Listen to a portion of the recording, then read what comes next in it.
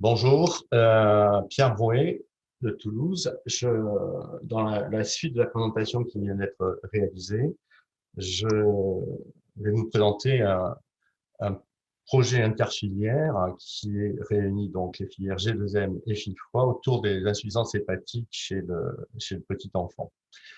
Euh, D'abord, un mot de l'insuffisance hépatique. Vous connaissez tous, et notamment chez l'adulte, les définitions actuelles qui sont l'altération sévère des fonctions hépatocellulaires survenant chez un patient sans antécédent de maladie hépatique avec une encéphalopathie qui débute dans les premières semaines après, dans 3 semaines en tout cas après l'apparition de symptômes initiaux qui ont souvent un ictère. Chez l'enfant, ces critères ne sont pas applicables parce que l'insuffisance hépatique révèle souvent une maladie sous-jacente. L'encéphalopathie, elle est parfois sans relation avec l'insuffisance hépatique et parfois uniquement avec la cause de l'insuffisance hépatique.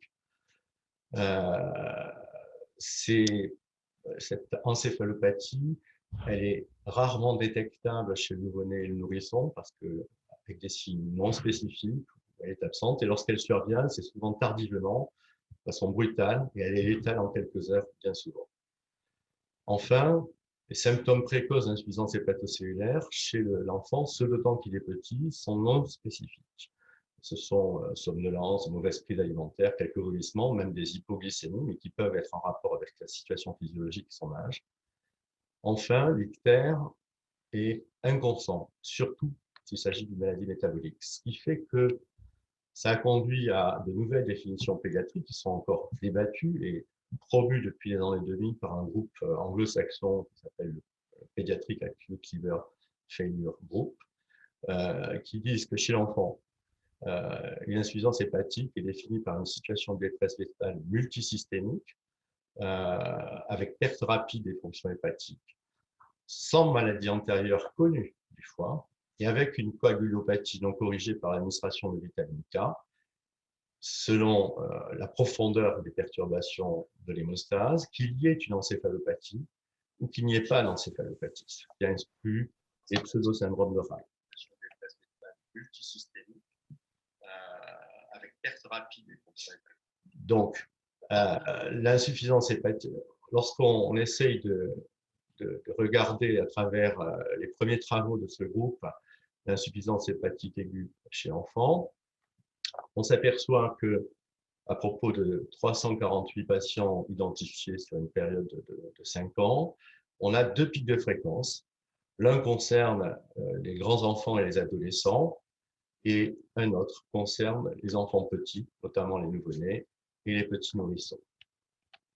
Si on regarde les causes qu'ils ont retrouvées dans cette publication, on s'aperçoit que ce ne sont pas les mêmes selon les groupes d'âge, qu'on soit avec un enfant de moins de 3 ans ou un enfant de plus de 3 ans, et vous voyez que les groupes en fréquence ne sont pas les mêmes.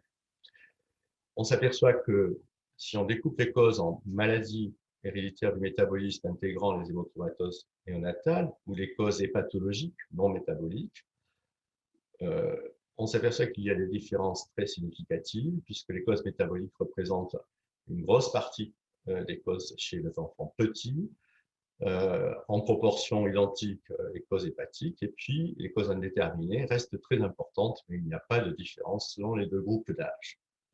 La mortalité est également identique, par contre la survie avec transplantation est plus faible chez les enfants petits. Il y a donc des spécificités qui nous ont conduit à regarder un peu plus précisément chez les enfants petits, donc par principe inférieurs à 2 ans, et en regardant ce qu'on donnait des résultats dans les séries publiées depuis les années 2000, en excluant celles que je viens de vous présenter pour ne pas fausser les résultats. On retrouve, à propos de 571 enfants réunis, des causes métaboliques qui sont effectivement très importantes, près de plus du tiers des causes non métaboliques qui représentent aussi un tiers, et des causes non déterminées dans le reste du groupe, avec des variations importantes selon les différentes séries étudiées. Quand on regarde les étiologies chez l'enfant, dans ce groupe d'âge, et qu'on se penche sur les causes métaboliques, on s'aperçoit que, en 3/4 des cas, ce sont des hémochromatoses néonatales qui prédominent d'ailleurs dans le premier mois de vie, des galactosémies congénitales, des tyrosinómies, des déficits de la chaîne respiratoire mitochondriale avec notamment des déficits dans le gène DJOK, Polgamma, MPV17 qui sont les prépondérants, et puis d'autres causes métaboliques comme les déficits du cycle de l'urée, les déficits en ornithine carnavine transférase, les déficits d'oxydation mitochondriale des acides gras, les maladies de l'INALPI et une myriade d'autres causes, parmi lesquelles les déficits de synthèse insibiliaire, les syndromes CDG, TALDO et certaines aciduries organiques. J'ai figuré ici en gras les maladies traitables et en non gras les maladies non traitables. Concernant l'hémochromatose néonatale, ça n'a rien à voir avec l'hémochromatose de l'adulte et elle représente un tiers à un demi des causes métaboliques chez le nouveau-né. C'est une maladie dont on pense qu'elle est en rapport avec une alloïsamisation fœto-maternelle. On sait qu'elle entraîne sans traitement une mortalité supérieure à 90% et qu'elle se reproduit au cours de grossesse supérieure en plus de 90% des cas. Mais il n'y a aucun marqueur spécifique de cette maladie chez l'enfant comme chez la mère. Et le diagnostic se faisait auparavant par autopsie, qui montrait une surcharge en fer diffuse respectant le système réticulo-endothélial et l'exclusion de toutes les causes métaboliques connues. C'est en fait une cirrhose à début anténatal qui entraîne et se révèle par une insuffisance hépatique à la naissance.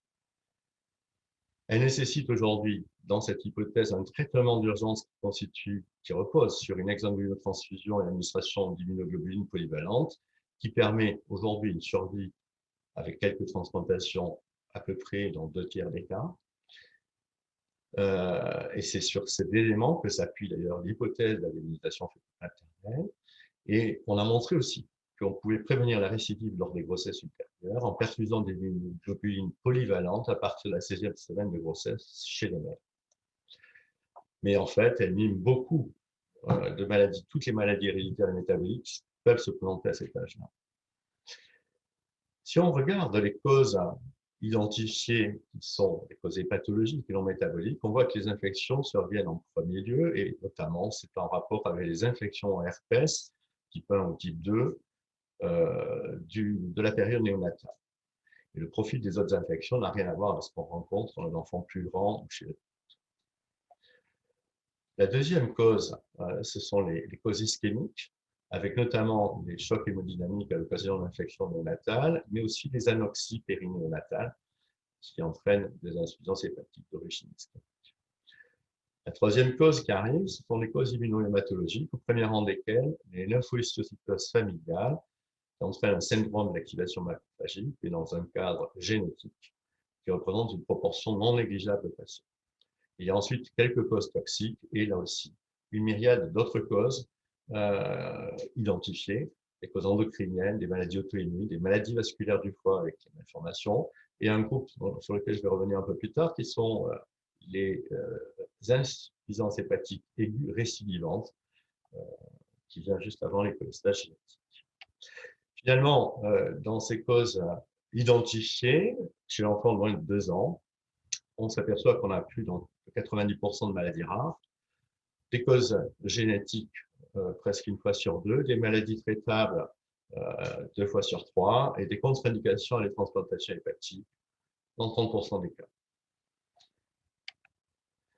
Et concernant les causes indéterminées qu'il y a dans ces séries, eh ben, on peut les aborder à partir de case reports ou de petites séries qui ont été décrites à part.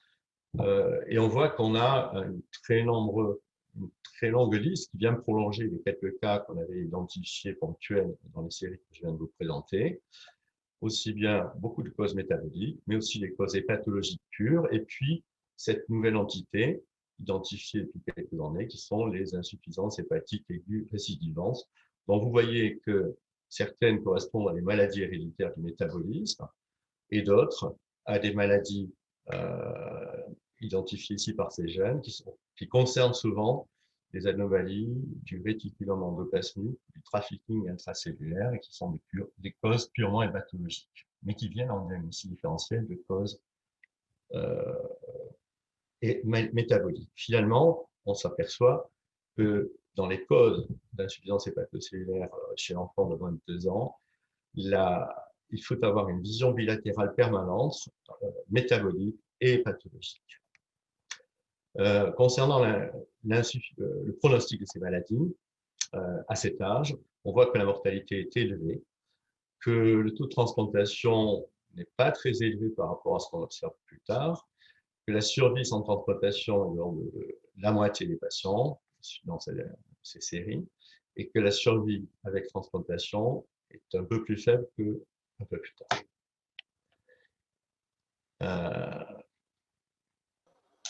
Si on regarde plus spécifiquement les patients dont la cause est indéterminée, on s'aperçoit qu'il y a moins de décès, mais qu'il y a plus de transplantation dans ce groupe par rapport à ceux dont la cause est identifiée, puisqu'il y a des maladies traitables qu'on peut traiter.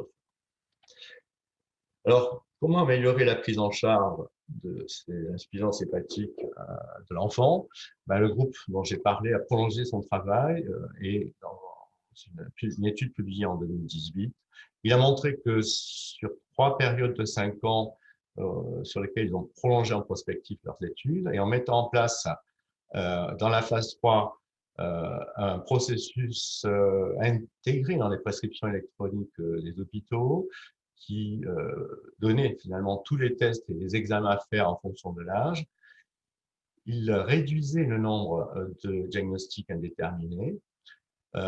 Il réduisait le nombre de transplantations hépatiques dans ce dernier groupe, la dernière période, mais qui n'influençait pas la mortalité. Donc, on peut faire des choses pour améliorer la prise en charge de ces patients. En synthèse, c'est une détresse, l'insuffisance hépatique chez l'enfant petit est une détresse vitale, instable chez les parents, chez les enfants très fragiles, puisque petits. Les étiologies sont très nombreuses et bien souvent, il s'agit de maladies rares. On peut schématiser en disant qu'un tiers de causes métaboliques, un tiers de causes pathologiques, un tiers de causes inconnues. La mortalité est élevée, près de 50% des cas. Et dans les causes identifiées, on a 2 fois sur 3 une maladie traitable, 1 fois sur 3 une contre-indication à la transplantation hépatique, qu'il est important d'identifier, et 1 fois sur 2 des causes génétiques, c'est-à-dire que même si le patient décède, on peut proposer un diagnostic prénatal. Et dans les causes non identifiées, il y a moins de décès et plus de transplantation. Alors, l'état de lieu en France dans la prise en charge de ces patients, eh bien, il n'est pas extrêmement brillant. On ne sait pas la prévalence, parce qu'il n'y a pas de données. On peut se baser sur ce qu'indique le PMSI et estimer sur les 5 dernières années qu'on a 25 à 45 cas par an. L'autre élément important, c'est que les équipes médicales qui sont en première ligne pour repérer et prendre en charge ces patients, elles sont peu expertes. Ce qui fait que la reconnaissance de l'insuffisance hépatique, elle est retardée, que les examens spécifiques et les prélèvements ne sont pas toujours complets, que lorsque l'enfant décède, il y a des consignes pour effectuer des prélèvements post ou pré-mortem immédiats, mais là aussi, ils ne sont pas toujours complets, souvent pour des raisons logistiques, et ce qui ne permet pas de faire un diagnostic post-mortem et le suivi, qui va compliquer le suivi et la gestion des diagnostics après le décès du patient, d'autant que les résultats d'examen sophistiqués sont souvent tardifs à revenir. Alors, c'est la raison pour laquelle, pour améliorer la prise en charge de ces patients, on a proposé une prise en charge collaborative réunissant les experts de G2M de FIFOA pour conjuguer leurs talents. Un grand nombre de collègues ont accepté de se réunir autour d'un conseil scientifique qui soit clinicien ou biologiste et appartenant aux 2 filières. Enfin, venant de 2 filières différentes, certains appartenant aux 2 filières. Il est proposé de créer, de proposer aux équipes de première ligne des conseils d'urgence par visio avec une astreinte comportant un binôme hépatologue et métabolicien de manière à croiser les regards dans le but d'améliorer la prise en charge thérapeutique en urgence ainsi que le circuit du patient et l'orienter correctement, mais aussi améliorer les prélèvements afin de réaliser des examens qui permettront de faire des diagnostics. Cette plateforme réalisera un registre national centralisé, mais également attenant un centre de ressources biologiques de manière à simplifier la gestion des prélèvements et poursuivre le diagnostic à distance de la période aiguë.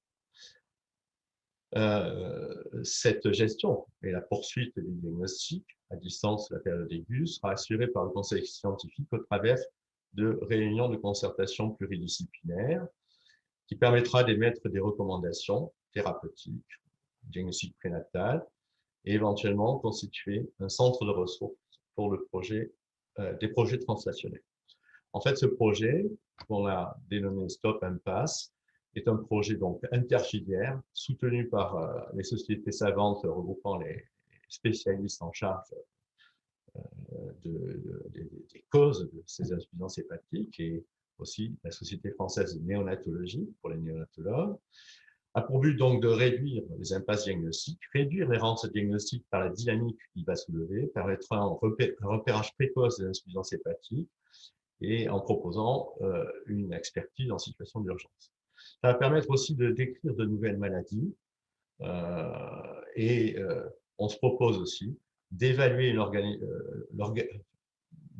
ce système de santé au travers d'un projet de recherche PREPS qui s'apparente, qui est dans les groupes des PHRC. Alors, vous savez que les lettres d'intention ont dû être redéposées au mois de septembre et on attend les réponses pour 2020. Et donc, l'idée est de réaliser une étude rétrospective sur les 5 années précédant le démarrage de cette plateforme et de la comparer à une étude prospective sur les 5 ans suivants, de manière à voir si elle est efficace pour réduire les impasses et améliorer la prise en charge. Alors, en synthèse, ce projet en organigramme partira à partir des unités principales recevant des patients de ce type et qui bénéficieront d'une centrale d'appel qui est liée à la plateforme. Cette plateforme donc, permettra des conseils d'urgence avec un binôme organisé en astreinte, 7 jours sur 7, pas 24 heures sur 24. Ça permettra de constituer un registre clinique dont les données seront collectées à partir d'un réseau d'ARC, connecté à une banque de ressources biologiques et génétiques de manière à simplifier pour les unités qui ne sont pas équipées la logistique. Et tout ça sera géré par un conseil d'experts réunis au sein de RCP de manière à faire le suivi des dossiers et orienter les explorations lorsque les examens immédiats n'auront pas permis de faire un diagnostic, soit en l'orientant vers, en fonction de la situation et des données réalisées, vers des laboratoires spécialisés, et parfois les uns après les autres, de manière à permettre un diagnostic en utilisant les produits biologiques réunis dans la banque de ressources. Lorsque les diagnostics ne seront pas retrouvés, ça permettra de proposer des prélèvements en plateforme de séquençage génomique. Et si, malgré cela, aucun diagnostic n'est réalisé, eh bien, on pourra toujours s'engager dans des projets translationnels dont certains viennent d'être déposés, notamment par G2N qui a constitué un consortium, de manière à rechercher de nouvelles molécules, de nouveaux examens pour orienter les recherches et décrire de nouvelles maladies. Voilà, j'espère ne pas avoir été trop long et je suis disponible pour des questions éventuelles. Vous avez été parfaitement dans les temps, merci à vous. J'ai une question justement pour vous qui est posée, c'est comment se passe le passage du suivi pédiatrique au suivi adulte? Alors, c'est un petit peu à côté du sujet de l'insuffisance hépatique chez le petit, mais il se fait par des consultations de transition. En tout cas, dans mon expérience, c'est tout le modèle, mais enfin, c'est tout ce que portent les deux filières. C'est des thématiques qui sont développées. Mais nous concernant, on a une expérience depuis 25 ans où finalement on se prépare longtemps à l'avance chez un ado en lui parlant de la façon dont ça va se dérouler, de manière à ce que dans sa tête ça s'installe. Et ça se prépare aussi en prévenant le collègue qui va le recevoir, parfois plusieurs années avant. Lorsque l'ado le décide, on organise des réunions de transition où on est en des consultations de transition dans lesquelles on est un médecin adulte et un médecin pédiatre, où on reprend l'histoire de la maladie, où on reprend les points spécifiques, où le médecin adulte réalise l'examen clinique pour faire justement cette transition, et où ensuite on reprévoit des rendez-vous qui sont parfois uniquement avec le médecin d'adulte, mais parfois qui nécessitent, en fonction de la situation du patient ou son profil psychologique, plusieurs consultations de transition. Dans notre Merci. expérience, c'est ce qui marche mieux. Merci beaucoup pour votre réponse. J'ai une deuxième question qui est arrivée, c'est quand est-ce qu'il sera mis en route ce projet et via quel site le projet que vous avez présenté? Alors, ce projet devrait être mis en route très rapidement. Tout d'abord, il nous fallait des financements pour débuter. Comme je l'ai indiqué, Mhm. il y a une demande de financement au travers des PHRC. Mais en raison de la crise du coronavirus, tout a été décalé. Mais Filfoy vient de nous soutenir on a répondu à l'appel d'offres Filfoy pour soutenir et amorcer les projets de recherche. Et donc, avec les fonds qui nous ont été attribués, nous allons, enfin, nous sommes en train d'embaucher un ARC qui va nous permettre de démarrer très rapidement, en tout cas, les conseils d'urgence avec la plateforme, probablement par OFI, et ce, je l'espère, dès le mois de janvier 2021, pardon. Alors, j'ai une troisième question qui est arrivée, c'est y aura-t-il une banque d'explants hépatiques avec un groupe d'experts de pathologistes pour les décrire? Alors, certainement que ça va faire l'objet d'une partie des prélèvements, mais pour l'instant, on l'a pas prévu comme ça. Mais c'est certainement une information très importante à réunir, notamment pour les maladies non identifiées, pour compléter le dossier. D'accord. Et une dernière question qui est posée, c'est l'hypertension portale intrahépatique non cirrhotique est-elle incluse dans dans votre présentation, pardon? Oui, il y a un certain nombre de pathologies qui relèvent de ce cadre, enfin, en tout cas dans les maladies vasculaires du foie. Mais notre expérience montre que les hypertensions portales non cirrhotiques ont un mode de révélation qui est par l'hypertension portale, un peu plus tardif que 2 ans, même si on en a qui ont 2 ans, et elle ne se révèle pas trop par le mécanisme de l'insuffisance hépatique. Donc finalement, on n'est pas trop dans le champ. D'accord, très bien. Merci beaucoup d'avoir répondu à toutes ces questions et merci pour votre présentation.